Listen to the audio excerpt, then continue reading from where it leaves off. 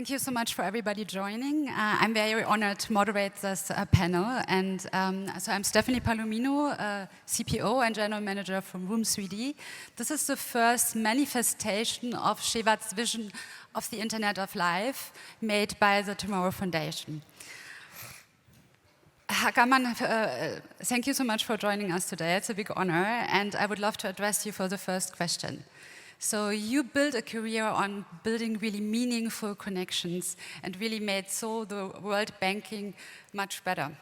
So do you have any advice for us, what we could incorporate from your learnings on the way? Thank you and good morning, everyone. Well, my advice will not be technical. I'm not an expert. I'm just the chairman of the advisory board. But let me try to answer your question. As you all know, if you run a global company, you have to travel a lot because you want to show respect, you want to show empathy, and you want to understand what's going on in different cultures and in different countries. And when the pandemic hit us, we have seen that traveling becomes much more difficult, but also for economic and ecological reasons, traveling became a challenge. So when Cevat approached me some years ago, I immediately was intrigued by his vision and by his philosophy and his values. Namely, to create something which brings reality to your home, so without traveling. And that is how it all started.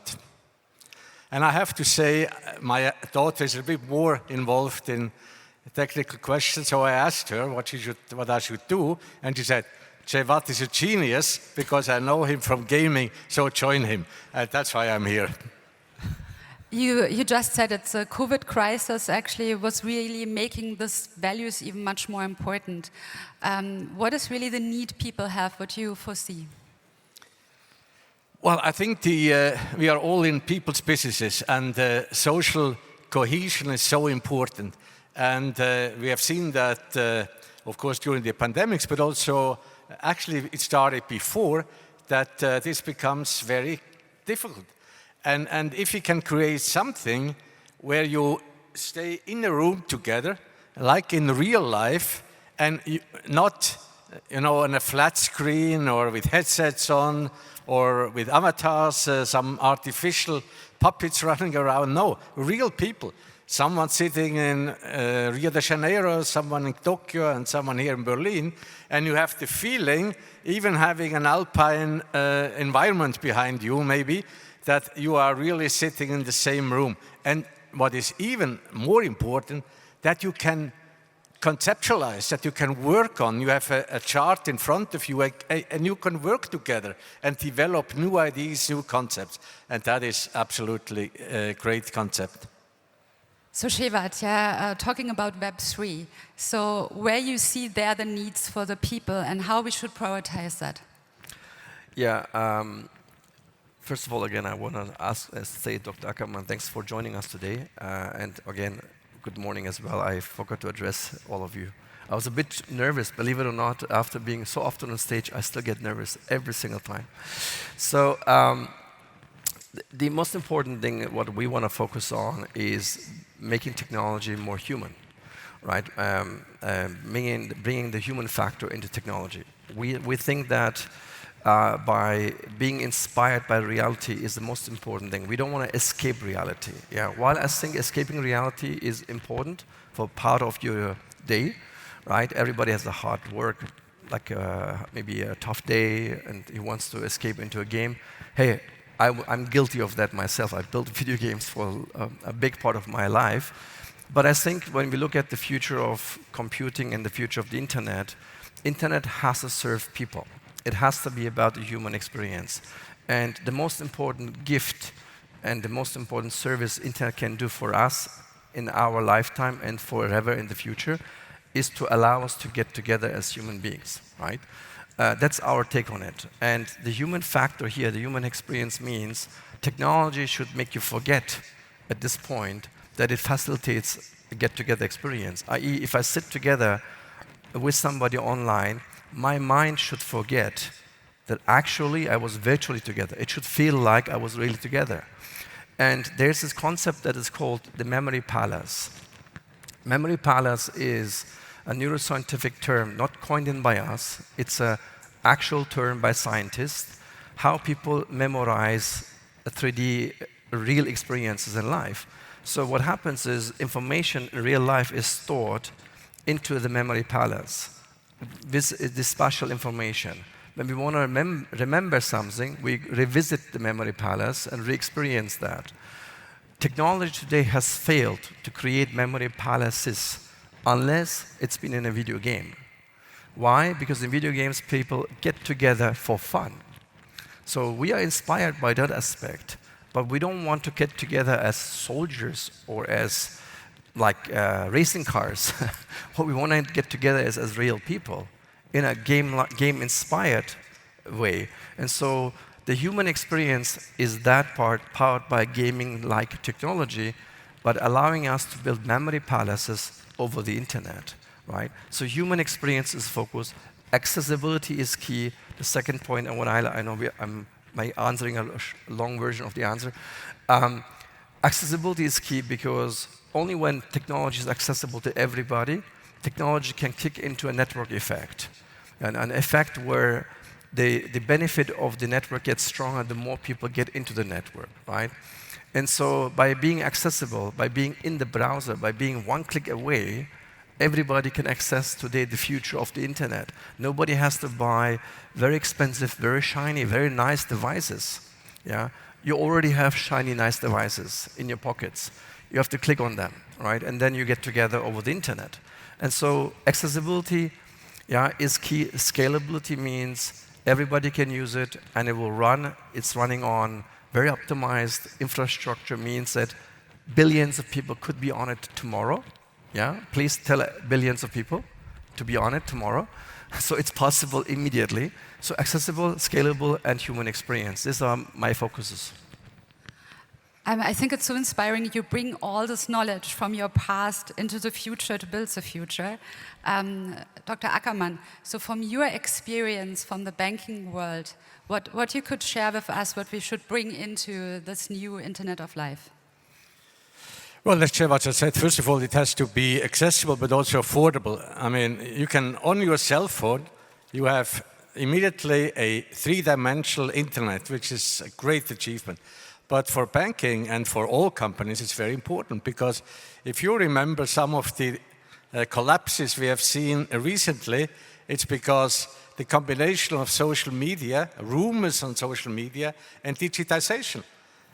Instead of having to call or sending a letter or calling your banker, you immediately transfer your funds with a click from one bank to the other. And that has created an absolutely new momentum and a new challenge for banking.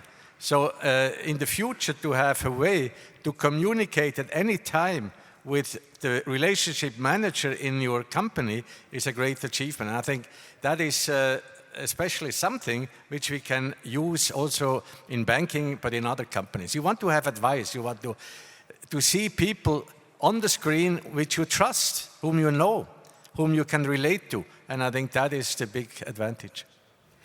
And you said this before, empathy is one of those big cornerstones, and actually it's a very nice anecdote.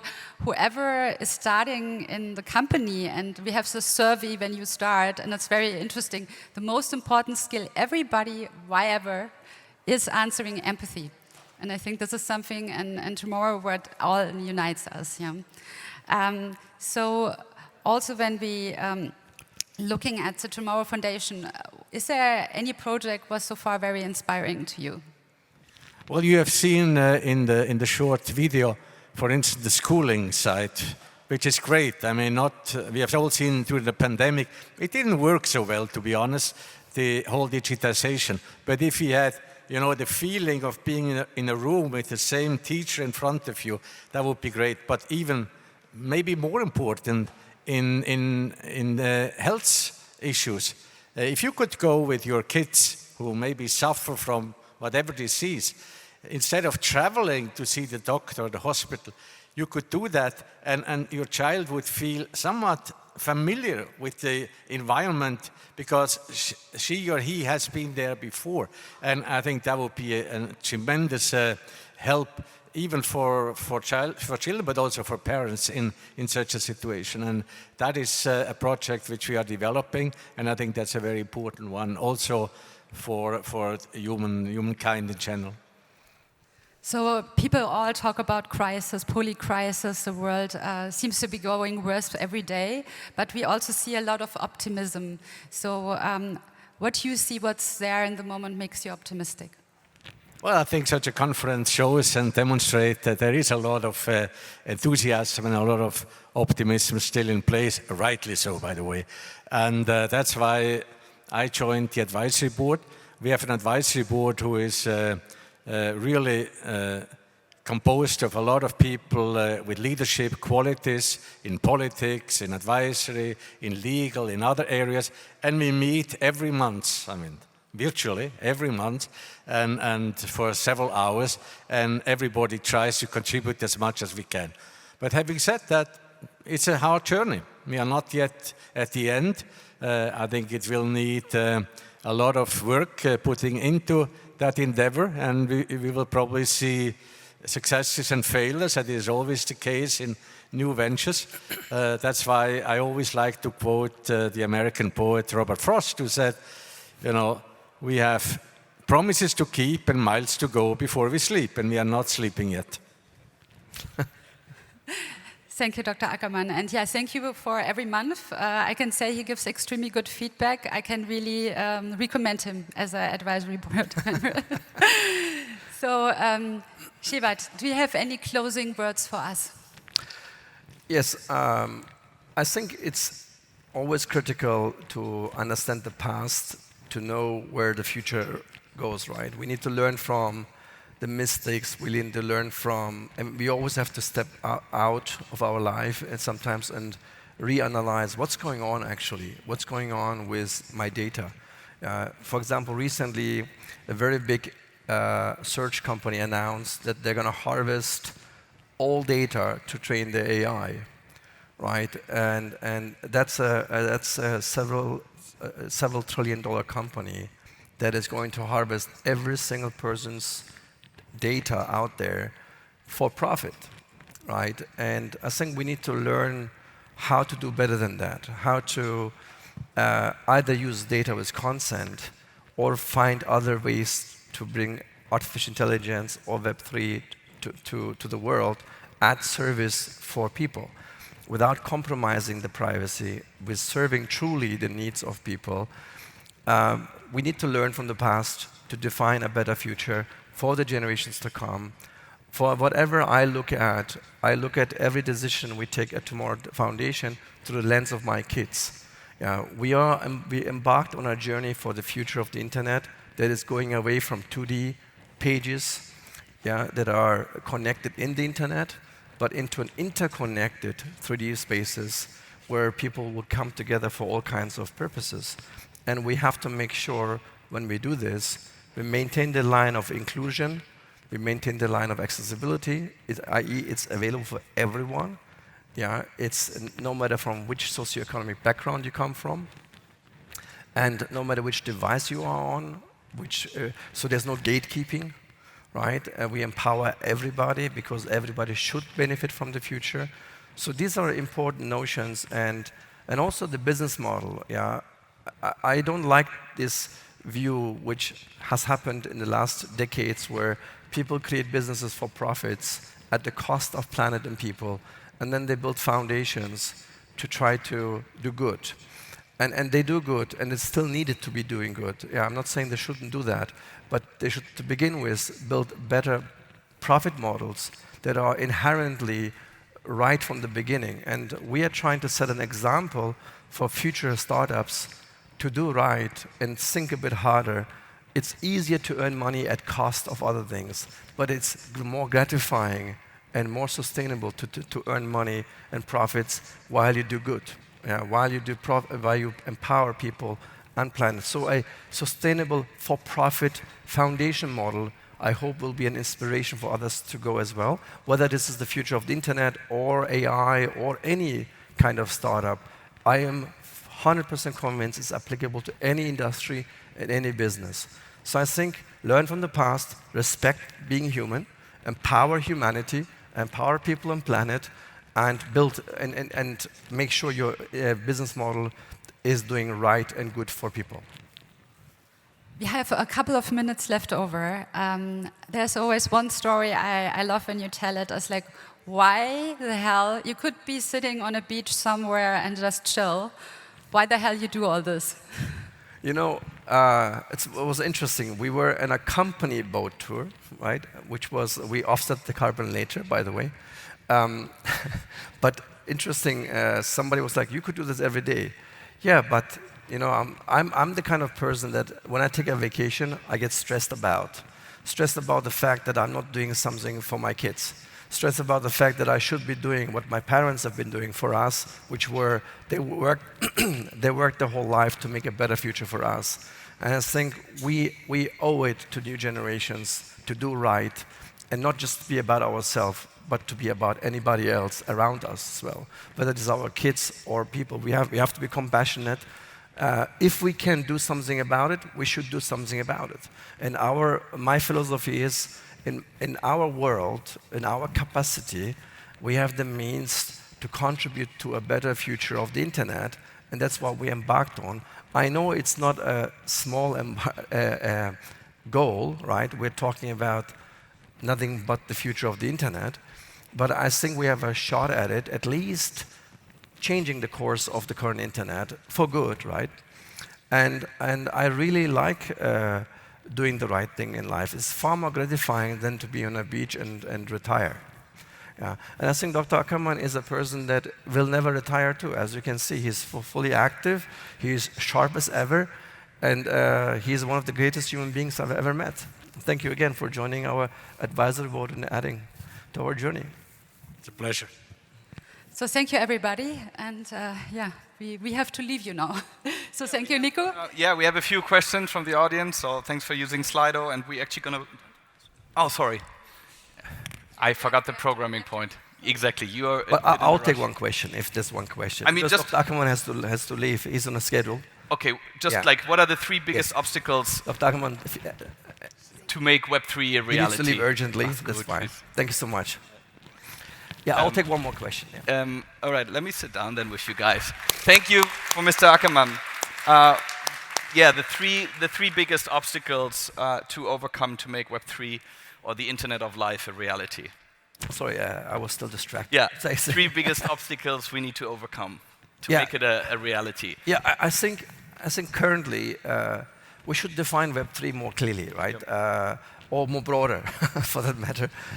I think the key issue right now is people have a certain mindset about Web3 being like crypto-based, for example, right? And that pushes people away. Or they think it's VR-based and they say, oh, I don't have a VR headset yet. Or they think about AR. Some people really do AR as Web3, but that's, again, is not ripe yet. So there's always a barrier, right?